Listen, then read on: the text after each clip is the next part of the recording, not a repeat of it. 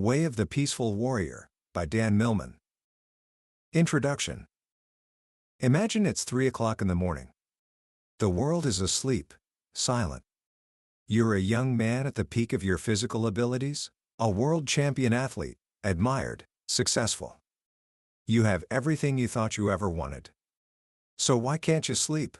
Why are you haunted by nightmares of a dark, hooded figure, a specter of death that seems to be calling your name? This is where we meet a young Dan Millman.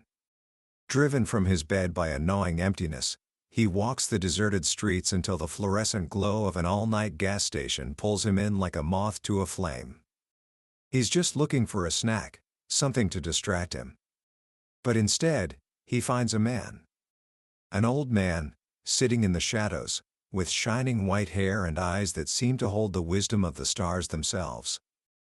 Dan is startled, confused. This man. He's the other figure from his dream. The one who laughed in the face of death.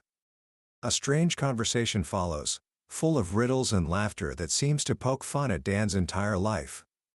Annoyed and unsettled, Dan turns to leave. He takes maybe 20 steps, glances back. And the old man is gone. The chair he was sitting in is still there, leaning against the wall. But the man is now standing on the roof of the station, his arms crossed, gazing up at the sky. Impossible. There was no ladder, no sound, no time. In that single, breathtaking moment, Dan Millman's perfectly ordered world cracks open, and he's left with a question that will change his life forever. Who is this man? That mysterious old man, whom Dan would later name Socrates, is the heart of the book we're exploring today, Way of the Peaceful Warrior.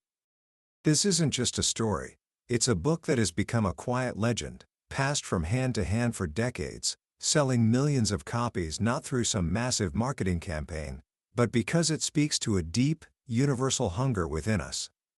It's a semi-autobiographical novel from author Dan Millman, based on an extraordinary series of events that began for him that night. What if I told you that the secret to a powerful, joyful life isn't found in achieving your goals, but in how you live each moment on the way to them? What if the greatest battles you'll ever fight aren't out in the world, but inside your own mind? And what if you could learn to be happy, right now, for no reason at all? That is the promise of this journey. Stick with me, and you'll discover the wisdom of a man who worked at a gas station but understood the universe. You'll learn the difference between a fool who reacts to life and a warrior who acts. And by the end, you just might find the key to unlocking the peaceful warrior within yourself. Book summary. Our story begins with a young Dan Millman who, by all outside measures, is living the dream. He's a student at the University of California, Berkeley, in the 1960s. More than that, he's a world-class gymnast. He wins championships, travels the world, and has trophies piling up in his room. He's talented, recognized, and successful. Life seems to be a straight line of victories. But beneath the surface, something is wrong. An unspoken melancholy begins to creep in, a sense that even with all his achievements, something profound is missing. This feeling takes shape in his dreams, where he's stalked by a terrifying figure of death. Every night, he wakes up sweating, his heart pounding. He feels as if he's been sleeping his whole life, just dreaming he was awake. It's on one of these sleepless nights, at 3:20 a.m., that he stumbles into that all-night gas station and his life changes forever. The old man he meets there is a complete enigma. He's the man from Dan's dreams, the one who faced death and laughed. Dan, on impulse, names him Socrates, and the name sticks. This first meeting is a whirlwind of confusion. Socrates speaks in riddles, poking fun at Dan's serious, problem-filled life. He seems to see right through Dan's carefully constructed image. And then comes the impossible moment, the leap to the roof. It defies all logic. Dan's rational mind scrambles for an explanation. A twin brother? A hidden ladder? A gimmick? But Socrates just laughs at his frantic attempts to make sense of it. This is the first lesson, though Dan doesn't know it yet. Socrates is showing him the limits of his mind. Dan thinks he knows things, but Socrates challenges him at every turn. The world's a puzzle, he says, no need to make sense out of it. Drawn by a mixture of irritation and deep curiosity, Dan keeps coming back to the gas station. He's a world champion in his own world, but here, he's a student, a beginner. Socrates begins to dismantle Dan's reality, piece by piece. He illustrates Dan's mind with a simple, powerful metaphor. As he fills a car's gas tank, he lets it keep overflowing, gasoline flooding the pavement. He turns to Dan and says, like this gas tank, you are overflowing with preconceptions, full of useless knowledge. Before you can learn, you'll have to first empty your tank. Socrates tells him that true wisdom isn't found in books or from experts, but from within. The secrets of the universe, he explains, are imprinted on the cells of your body. He calls this body wisdom, a deep, intuitive knowing that goes beyond intellectual understanding. He makes a distinction between understanding, a one-dimensional concept of the mind, and realization, which is a three-dimensional experience of head, heart, and body all at once. It's the difference between reading about how to drive a car and feeling what it's like to actually drive for the first time. The lessons are often baffling and unconventional. One night, to demonstrate body wisdom, Socrates leads Dan into a dark back room, building the suspense, only to turn on the lights and reveal there in a bathroom as he relieves himself into the toilet. "Ah," he says, "now this is body wisdom." His laughter echoes as Dan storms out, frustrated. Through these strange encounters, Socrates is trying to show Dan one fundamental truth: his mind is his predicament. If you don't get what you want, you suffer, Socrates explains. If you get what you don't want, you suffer. Even when you get exactly what you want, you still suffer because you can't hold on to it forever.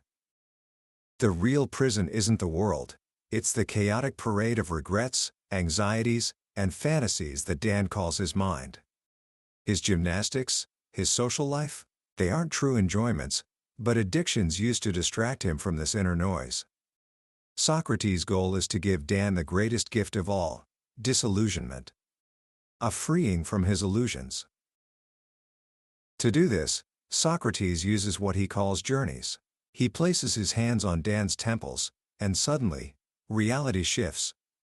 In one journey, Dan finds himself high in the rafters of a gymnastics stadium, watching an international competition. He's given a pair of binoculars that allow him to hear the thoughts of everyone below. He learns a profound secret: the best performers have the quietest minds during their moment of action. Their minds are silent. The audience's minds, however, are a chaotic storm of worries, fantasies, and distractions.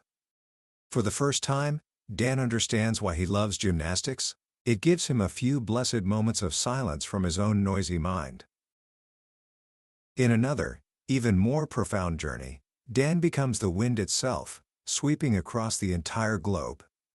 He experiences every human life, every joy, every cry of anguish. He sees that everyone, everywhere, is trapped in the same search, a search for security, for purpose, for a happiness that is always just around the corner. And he sees that the source of all this suffering is the human mind. But the most jarring journey is one Socrates calls a little surprise. Dan falls asleep and lives out an entire probable future in a single, hyper-realistic dream. He goes on to marry his college girlfriend, Susie, makes the Olympic team but doesn't perform as he'd hoped, and slides into a life of selling insurance. His marriage fails, he grows distant from his son, and he ends up an old, lonely man, full of regret, wondering where his life went. He dies with a terrible fear that he missed something vital.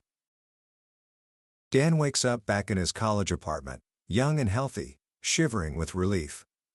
Socrates explains that this dream was the future he was headed for had they not met. It's a stark warning: change, or this is your fate. The training intensifies. Dan meets Joy, a mysterious and playful young woman who seems to be another of Socrates' students. She is a woman warrior, and Dan is instantly smitten. During a picnic, a sudden rainstorm ruins their plans. Dan gets upset and angry. But Socrates and Joy just laugh. Socrates points out the lesson. The rain didn't cause his suffering. His thoughts about the rain did.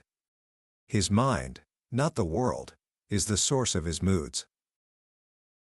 This lesson comes to a head when Socrates and Joy push Dan's buttons, criticizing him until he explodes in a fit of anger and self-pity, storming out of the station and swearing never to return. He feels like a fool, especially in front of Joy. He tries to dive back into his old life of studies and training, but it's no use. The world now seems hollow, colorless. His friends notice he's becoming withdrawn and gaunt. He's caught between two worlds, with a foothold in neither. His breakdown culminates in a public humiliation. During a large lecture, he stands up and yells "bullshit" at the professor, trying to explain the real truths he's been learning. But the class just laughs at him, and he realizes his fly is open. Mortified, he runs out, his self-image completely shattered. He spirals into a deep depression, stops eating, stops caring, and ends up on the brink of suicide. In a final act of desperation, he returns to the station. He tells Socrates he's ready to end it all. This is when Socrates takes him on another journey. Dan finds himself on a high ledge of a hotel, trying to talk another young man named Donald out of jumping. As he pleads with Donald, telling him all the reasons to live, he finds himself arguing for his own life. In the final moment, as he looks into Donald's eyes, the face changes. He's staring at himself. The illusion vanishes, and he's left alone on the ledge. He slips and falls, only to wake up safely on the couch in the gas station. He has made his choice. He will live. But just as Dan starts to feel he's making progress, life delivers its cruelest blow. He's back in Los Angeles visiting his parents, riding a new motorcycle he just bought. He feels on top of the world. As he enters an intersection, a car makes a sudden left turn directly in front of him. There's no time to swerve, no time to think. The world explodes in a thud of metal and a sound of tinkling glass. His right leg shatters. His body somersaults over the car and crashes onto the concrete. He wakes up to a searing, unbearable pain.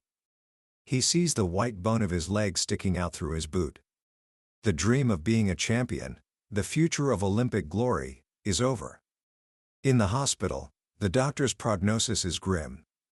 He tells Dan it's unlikely he'll ever do gymnastics again.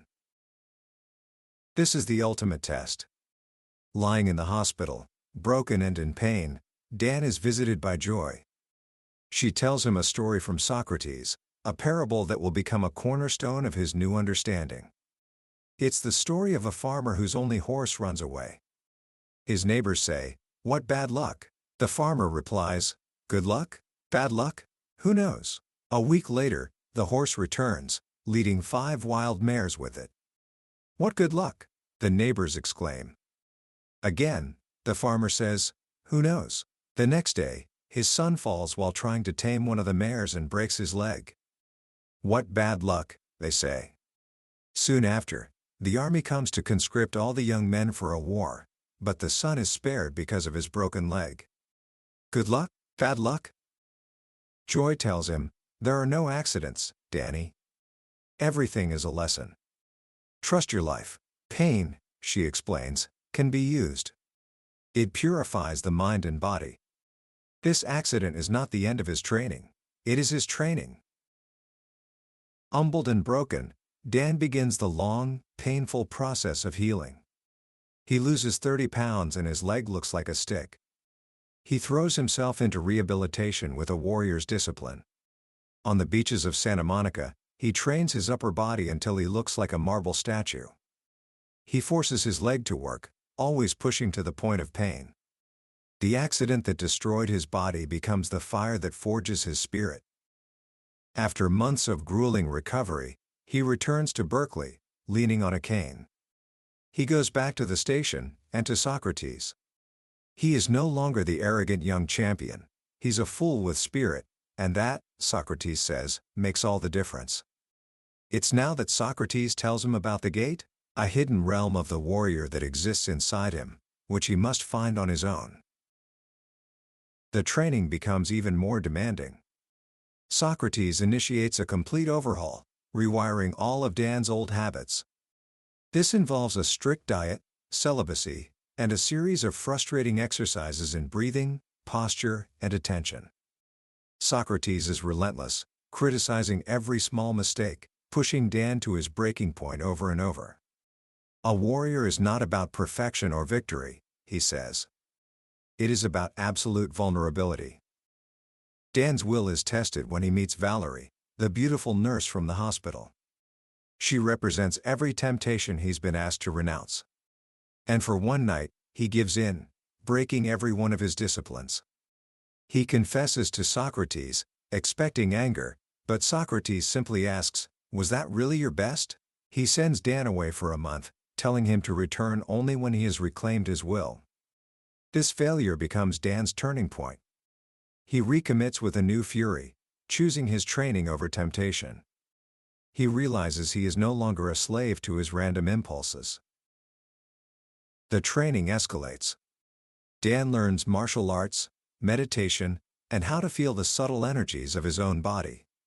He learns to enter a state of satori, a moment of pure presence where the self is forgotten and you become one with the action. This, Socrates explains, is the feeling he chases in gymnastics. The goal is to make satori an everyday reality. One afternoon, in the gym, Dan decides to test his recovery. In front of his shocked coach and teammates, he performs a full routine on the floor exercise, then the rings, then every other event. He is not just recovered, he is better, stronger, more focused than ever before. The impossible has happened. His comeback culminates at the national championships. The final event, the high bar, will decide the winner. To win, Dan needs a near-perfect score, higher than he has ever achieved. As he steps up to the bar, his mind clears. The roaring crowd fades away. There is no past, no future. Just the bar, the movement, and the moment of truth. He performs the routine of his life, a flawless sequence of motion, and sticks the landing perfectly. The gym erupts. He has won. They are champions. But in the aftermath of this ultimate victory, a profound emptiness sets in. He has achieved the goal that drove him his entire life, and he is no happier for it. He finally sees the illusion he's been chasing, happiness through victory. It's all been a dream. He returns to Socrates, disillusioned and lost. Socrates laughs. "You're right on schedule," he says. "Now it's time to lose your mind and come to your senses once again." He sends Dan on a journey back to his infancy, to a time before words and concepts, when everything was experienced directly, brightly, alive. The birth of the mind, Socrates explains, is the death of the senses. The final goal is to return to this state of pure perception, to become like a little child again. The training now turns inward, toward the final search for the gate. Dan leaves his life behind and heads into the Sierra Nevada mountains, to a place Socrates once mentioned. He feels he will either find his answer here, or die. High in the wilderness, Socrates appears to him one last time. Dan confesses his failure. "I have nothing to bring you," he says. "Life has broken my heart." "Yes," Socrates replies, jubilant. "Your heart has been broken open to reveal the gate, shining within. It's the only place you haven't looked." Socrates leads him to a sacred burial ground, and into a deep, dark cave. As a thunderstorm rages outside, Socrates warns him, "There's not much time left. Eternity is not far away." He grabs Dan by the neck and crushes his skull. This is the final journey. Dan's body is pushed over a precipice, falls, and shatters on the rocks below. But this is not the end. His consciousness remains, observing. He watches as his body decomposes, becoming food for birds and insects, returning to the earth, nourishing flowers and trees. The seasons flash by in a blur. The man named Dan Millman is gone forever, a fleeting moment in time. But the eye that observes it all remains unchanged, eternal. He realizes that death, the specter from his dreams, was the great illusion. His life, his ego, his fears, all just a humorous incident when consciousness had forgotten itself. He wakes up on the floor of the cave, smiling. Socrates is sitting nearby, his eyes gleaming. They both know. They dance around the cavern, laughing wildly at Dan's death. The gate has opened. And the joke is, it was a gateless gate. There was never anything to search for. He was already free. He is filled with an energy and a joy he has never known. He is overflowing with happiness for no reason at all. This is the final teaching. Act happy, be happy, without a reason in the world, Socrates tells him. Then you can love, and do what you will. His work with Dan complete, Socrates makes his final, mysterious exit. After sharing his life's journal with Dan, he walks into the back room of the gas station, and with a flash of light, he is gone. Dan is left alone, but he knows he is not. Socrates is everywhere, in the wind, the trees, the clouds.